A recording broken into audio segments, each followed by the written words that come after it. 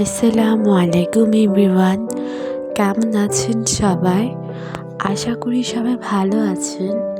আলহামদুলিল্লাহ, আমার আইসাও ভালো আছে। যেহেতু এখন শীতকাল, তাই বাচ্চাদের ঠান্ডা লাগার সম্ভাবনাটা অনেক বেশি।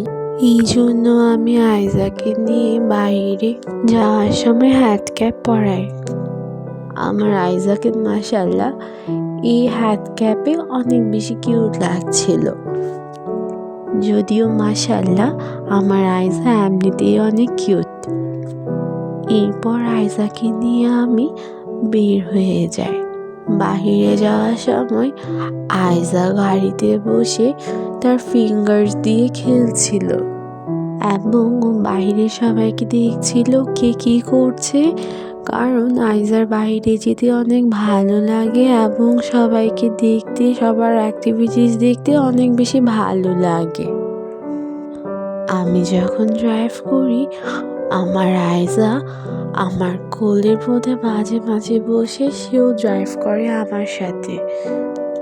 আপনারা আবার মনে করবেন এত ছোট বেবিকে নিয়ে গাড়ি চালানো তো অনেক বেশি রিস্কি।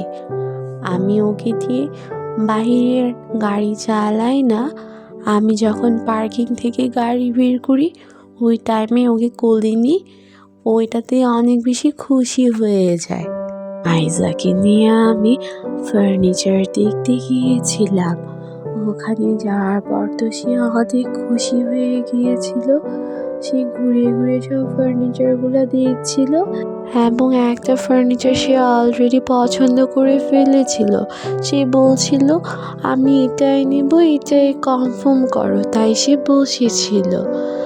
ফার্নিচার দেখার পর আমাদের অনেক খিদে পেয়েছিল, এই জন্য আজকে আমরা বিফ আখনি বিরিয়ানি এবং দই খেয়েছিলাম। আমার মেয়েটা ছোট হয়, সে খেতে পারেনি।